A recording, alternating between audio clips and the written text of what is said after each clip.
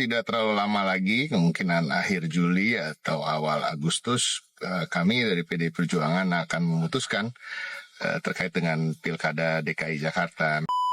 Warga Jakarta sebagai pemilih rasional ternyata tidak menginginkan figur yang coba-coba, minim pengalaman. Untuk ini ya, untuk lama dulu. Stopan itu ya. Oke. Apa yang dilakukan oleh Pak Jokowi ini adalah petaka yang diciptakan sendiri oleh Pak Jokowi. Belum pernah ada dalam sejarah politik Indonesia, kecuali Budi Soekarno ya. Anda bisa lihat. Kita mesti lihat dong. Justru kalau bisa rematch sama Pak Anies lebih menarik. Wow. Supaya mengukur sampai di mana bangsa ini setelah naik. Halo sobat-sobat sudut pandang, waduh gimana nih kabar kalian? Semoga baik-baik saja ya dan semoga selalu diberikan kesehatan. Seperti biasanya masih barengan sama Jub-Jub di sini dan kalau sama Jub-Jub aku ingin ngajak kalian nih untuk mencari info menarik apa hari ini. Aku kasih clue aja deh ya. Clue-nya itu soal pilkada, terus ini ada PDIP, terus ada Pak Ahok. Waduh. Kira-kira apa ya? Yuk tidak usah berlama-lama, langsung aja kita tonton videonya berikut ini. Tidak terlalu lama lagi, kemungkinan akhir Juli atau awal Agustus, kami dari PDI Perjuangan akan memutuskan terkait dengan Pilkada DKI Jakarta. Memang sampai hari ini, seperti sudah disampaikan oleh senior saya, Bung Eriko Sutarduga, nama-nama yang sudah mengerucut di internal kami untuk kami usung, baik itu sebagai calon gubernur ataupun sebagai calon wakil gubernur, tentunya tergantung dengan pembicaraan dengan partai politik yang akan bekerja sama dengan kita nanti. Adalah nama Pak Ahok, nama Pak Jarod tentu, Bu Risma, dan Pak Andika.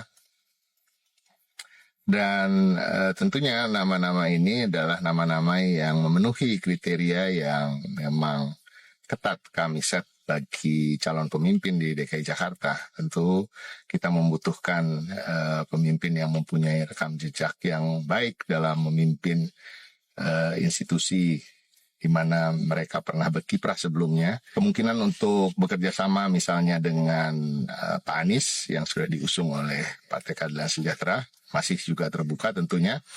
Dan kita tunggu saja sampai nanti Dewan Pimpinan Pusat PDI Perjuangan dan juga Ibu Ketua Umum Megawati Soekarno Putri untuk memutuskan. Yang ditunggu-tunggu kita semuanya akhirnya mulai sedikit kasih bocoran nih ya teman-teman. Katanya mau ngasih info mengenai kader yang akan dimajukan diusung di Jakarta itu nanti di akhir bulan Juli ini atau di awal bulan Agustus.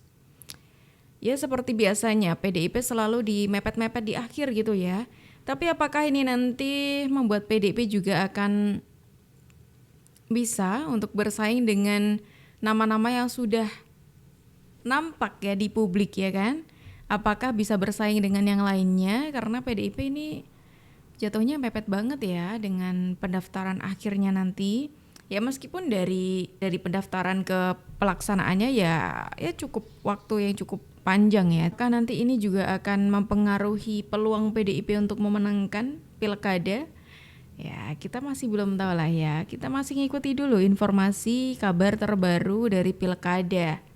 Apalagi ini soal Jakarta dan PDIP. Pasti menarik. Warga Jakarta sebagai pemilih rasional ternyata tidak menginginkan figur yang coba-coba, minim pengalaman ya untuk memimpin Jakarta ke depan seperti itu. Sebagai partai politik tentu PDI Perjuangan berkepentingan agar Jakarta dipimpin oleh figur yang memiliki pengalaman, baik itu memimpin birokrasi, memimpin pemerintahan, dan mengelola negara sebagai penyelenggara negara. Nah tentu selain itu juga adalah kepemimpinan yang memiliki dan memahami aspek sosio-kultural serta karakteristik warga Jakarta.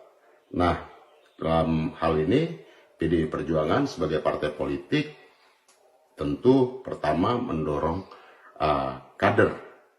kadernya untuk menjadi pemimpin di Jakarta. Lagi-lagi ini semua harus dikomunikasikan ke antar partai politik karena tidak satupun partai politik di Jakarta yang perolehan kursinya mencukupi untuk mengusung pasangan calon gubernur dan wakil gubernur. Nah, tentu PDI Perjuangan sedang membangun komunikasi itu dengan partai-partai politik lainnya.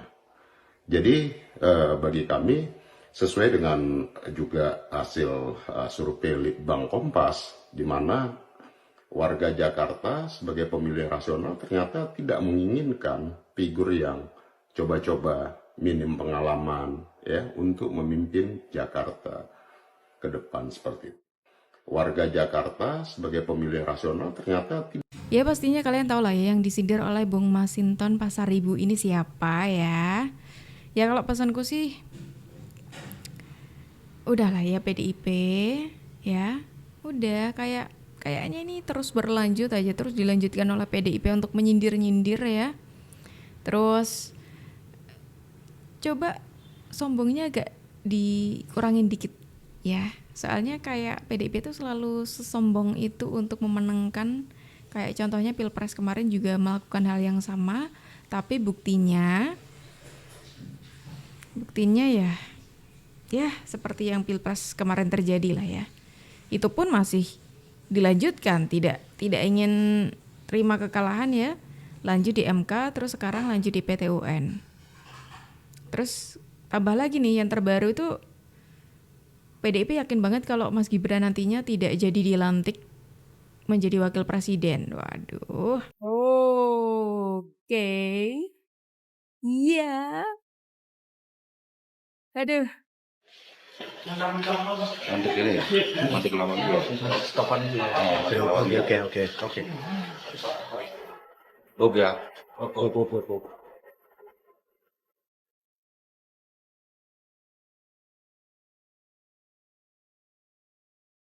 Bahwa pada tanggal 12 Juli tahun 2024 KPK telah mengeluarkan surat keputusan nomor 888 tahun 2024 tentang larangan bepergian ke luar negeri untuk dan atas nama 4 orang, yaitu 2 orang dari penyelenggara negara dan 2 orang lainnya dari pihak swasta. Larangan bepergian ke luar negeri ini terkait penyidikan yang sedang dilakukan oleh KPK, yaitu dugaan tindak pidana korupsi atas pengadaan barang atau jasa di lingkungan pemerintah Kota Semarang tahun 2023 sampai dengan 2024. Dugaan pemerasan terhadap pegawai negeri atas insentif pemungutan pajak dan retribusi daerah Kota Semarang, serta dugaan penerimaan gratifikasi tahun 2023 sampai dengan 2024. Larangan bepergian ini berlaku selama 6 bulan ke depan. Proses penyidikan saat ini sedang berjalan. Untuk nama dan inisial tersangka masih belum disampaikan saat ini. Demikian rilis terkait larangan bepergian ke luar negeri. Terkait pertanyaan teman-teman, apakah di daerah Semarang sedang ada kegiatan? Kami sampaikan betul bahwa sedang ada kegiatan penyidikan oleh teman-teman penyidik di daerah Semarang. Untuk apa kegiatannya, di mana kami belum bisa rilis. Kayak cobaan berat banget ya buat PDIP ya, mau pilkada tapi kadernya malah kena korupsi ya kan. Makanya tadi kan aku udah bilang kan, jangan sombongnya agak dikurangin deh coba ya. Karena ya kayak gini nih, tiba-tiba ada kasus lagi ya. Belum kemarin baru aja Pak Hasto itu dipanggil KPK karena Harun Masiku. Sekarang ada lagi yang kena korupsi. Kader PDIP lagi. Aduh. Kaisang ini anak presiden 2 periode. Ya. Oke. Adik wakil presiden terpilih. Oke. Ketua umum partai 1%. Efek Jokowi nggak ada. Efek PSI nggak ada. Efek Gibran nggak ada. Ini data surveinya. Nah, artinya ini akan menunjukkan bagaimana ke depannya nanti. 20 Oktober, Jokowi selesai. PDI Perjuangan tetap ada. Ngeri. Ya. Silakan Mas. Ngeri. Nanti kita akan berbicara dengan Gerindra. Bukan Jokowi lagi. Bukan begitu, brother? Apa yang dilakukan oleh Pak Jokowi ini adalah petaka yang diciptakan sendiri oleh Pak Jokowi. Ini adalah political engineering dari seorang Jokowi ketika Jokowi gagal mengalahkan dirinya sendiri. Sehingga apa? Dia ingin selalu mengalahkan orang lain. Nah, ini yang kemudian harus menjadi pandangan dari kita bahwa apa yang dilakukan Jokowi ini sebenarnya bukan hal yang baru dalam sejarah peradaban manusia. Tapi sebenarnya Pak Jokowi juga harus belajar dari sejarah itu. Bahwa orang-orang yang seperti Pak Jokowi ini akan terjadi matinya, mundurnya, tumbangnya, tersungkurnya. Itu akan tersungkur dalam kehinaan dan betul-betul tidak akan dihargai. Saya ingat kata-katanya Abul A'la Al-Ma'arri dalam salah satu bukunya, dalam syairnya. Ketika seorang pemimpin itu culas dan menipu rakyatnya dengan kata-kata yang penuh sukacita, dia akan mati diinjak oleh kaki rakyatnya sendiri yang sedang menari dan berdansa. Itu tulisan Abul A'la Al-Ma'arri. Jadi jangan heran kalau suatu saat Jokowi diinjak-injak oleh rakyat. Perlu diingat juga ya, seringkali orang yang menginjak-injak itu memang dari awal sudah tidak suka dengan Pak Jokowi. Jadi dari awal, entah itu Pak Jokowi melakukan kesalahan atau tidak, ya pastinya melakukan kesalahan sebagai manusiawi ya. Pastinya punya kesalahan lah Pak Jokowi. Mau Pak Jokowi mau melakukan kesalahan, apalagi tidak ulangi. Kalaupun Pak Jokowi itu tidak melakukan kesalahan, tetap aja diinjek-injek gitu loh. Apalagi Pak Jokowi melakukan kesalahan, lebih diinjek-injek lagi. Kayak gitu. Itu yang terjadi di realitanya gitu, realita lapangannya kan yang terjadi seperti itu, ya kan? Terkadang perasaan kecewanya karena siapa yang dicalonkan itu kalah, itu bisa mempengaruhi pola pikir kita juga gitu loh. Ya kan? Mempengaruhi pola pikir kita. Jadi yang ya sebaik apapun Pak Jokowi lah, sebagus apapun Indonesia yang sudah dibuat oleh Pak Jokowi, tetap aja jelek buat orang-orang yang memang dari awal itu tidak senang dengan Pak Jokowi. Begitu. Dan ngomong-ngomong soal argumennya dari Bung Adian tadi, secara tidak langsung di situ Bung Adian mengakui kalau masyarakat itu ya real gitu loh. Masyarakat itu memilih real, tidak kok dengan cawe-cawenya Pak Jokowi. Makanya di situ Mas Kaisang kan menurut survei di Jakarta kan Mas Kaisang 1%. Berarti kan itu membuktikan kalau masyarakat itu memilihnya itu ya sungguh-sungguh gitu loh. Berarti Mas Gibran dulu juga seperti itu juga, dipilih oleh masyarakat dan pure itu bukan karena cawe-cawenya Pak Jokowi. Tidak ada soal. Kalau saya kan saya katakan tadi tidak melihat bahwa dinamika pilkada ini kemudian dijadikan sebagai suatu miniatur dinamika kepentingan pilpres di dalam kontestasi pilkada Jawa Tengah dan kota kabupatennya. Saya tidak melihat bahwa narasi-narasi yang dibangun bahwa Pak Jokowi akan mendukung si A, si B, si C yang kemudian di dalam dinamika Jawa Tengah itu akan dominan. Termasuk membawa Mas Kaisang ke Jawa Tengah. Apakah kemudian akan dipersepsikan bahwa itu adalah Pak Jokowi di dalam konteks karena ini berbarengan pilkada di mana proses elektoralnya berbarengan dalam dimensi waktu, pencoblosannya bareng, kampanyenya bareng. Saya tidak melihat itu bisa diekstrimkan karena banyak irisan-irisan yang ada. Yang penting bahwa kita tetap sudah mengantongi banyak calon, ya kan? Kita sudah tahu persis untuk merekam keinginan rakyat itu apa. Kemudian partai, kemudian kader-kader yang kita ada saat ini lebih banyak mendengarkan keinginan rakyat. Dan keinginan itu sudah dirumuskan kriteria sama orang-orang yang akan diusung oleh PDI Perjuangan itu siapa. Buat Mas Kaisang masuk atau tidak kriteria oleh PDI Perjuangan, saya kira Mas Kaisang bisa belajar dari Mas Gibran maupun Pak Jokowi, proses penjaringan di PDI Perjuangan seperti apa, fit and proper test seperti apa. Jadi kalau mau daftar aja ke DPD gitu ya. Itu sinau saja belajar dari kakaknya. Dan kemarin saya ketemu langsung sama Mas Kaisang di acara Suro, saya tanya, Mas mau nyalonkan nggak di Jawa Tengah? Dia dia jawab juga, ya tergantung partai yang lebih senior. Ya kalau tergantung partai senior, ya kata Mbak Puan, ya daftar saja sebenarnya. Oke, jadi tinggal ditunggu daftar Mas Kaisang di kantor DPD. Oke, yang satu ini tadi menyindir soal Mas Kaisang, yang satu ya daftar aja gitu. Oke, baiklah kalau nanti ya entah nanti akan mendapatkan sambutan baik atau tidak ya dari PDIP. Soalnya sempat bilang kalau Mas Kaisang itu tidak memenuhi kriterianya PDIP untuk maju di gubernur katanya. Yang belum pernah ada dalam sejarah politik Indonesia, kecuali Budi Soekarno ya. Anda bisa lihat, Soeharto misalnya berusaha untuk menjadikan anaknya sebagai menteri aja baru tutup, baru akhir-akhir. Ya. Tapi Jokowi cukup hanya 5 tahun, 6 tahun, mantu dan anaknya bisa menjadi gubernur dan wali kota. Itu betapa powerful pun gitu loh. Dan orang tidak bisa mengatakan bahwa itu mereka berkompetisi dengan fair. Kenapa? Karena tetap influence Jokowi itu ada di balik itu semua. Anda lihat di luar negeri misalnya, politik dinasti itu bisa Kennedy misalnya. Kennedy itu kan maju setelah yang satu turun. Atau George Bush misalnya. George Bush maju, kemudian anaknya maju ketika dia sudah tidak jadi presiden. Tapi kalau Jokowi, anaknya maju ketika dia masih tetap jadi presiden. Orang milih bagaimanapun juga karena pengaruh bapaknya. Tidak mungkin juga gitu loh. Setidak-tidaknya 20-30% orang milih karena bapaknya. Jadi politik dinasti itu sejak awal sebenarnya sudah dibangun oleh Jokowi. Oke, yang perlu diingat juga adalah ini narasi yang tengah dibangun beberapa waktu belakangan ya. Sejak Mas Gibran itu naik menjadi wapres, menjadi cawapres waktu itu, banyak sekali orang-orang yang bernarasi soal politik dinastinya Pak Jokowi.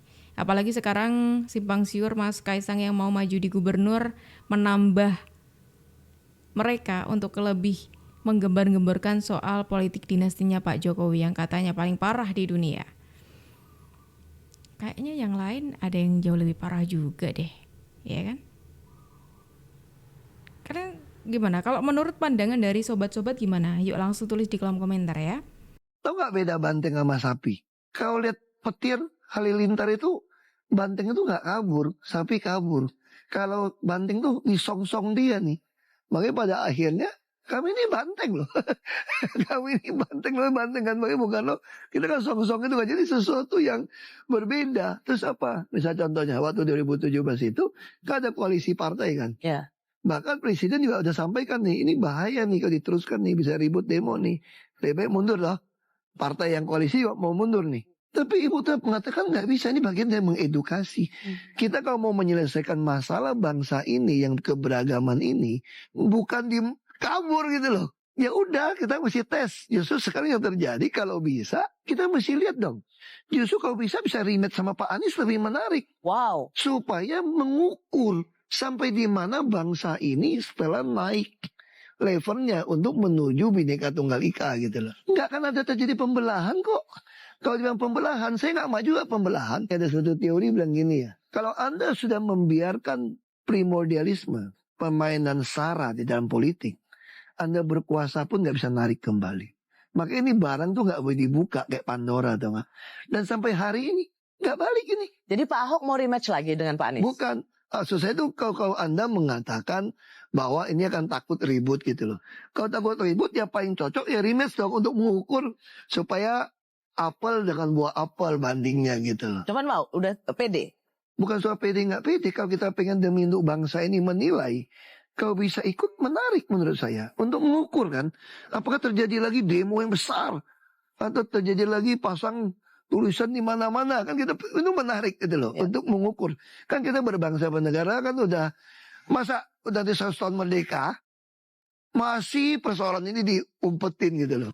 Bah, menarik nih. Karena tadi namanya Pak Ahok itu menjadi salah satu dari 4 yang disebutkan oleh Bung Coki di awal tadi ya, soal kader PDIP yang bakal kemungkinan untuk maju di Jakarta. Kayaknya ini Pak Ahok nih yang bakal diusung oleh PDIP ya. Kalau melihat survei juga Pak Ahok yang lebih tinggi daripada kader-kader lain yang tadi disebut dari keempat kader tadi. Sepertinya bakal jadi duel menarik ketika PDIP nanti mengusung Pak Ahok, jadi tanding ulang lagi antara Pak Ahok dengan Pak Anies. Wah, apakah nanti Pak Anies akan membuat statement soal pribumi lagi?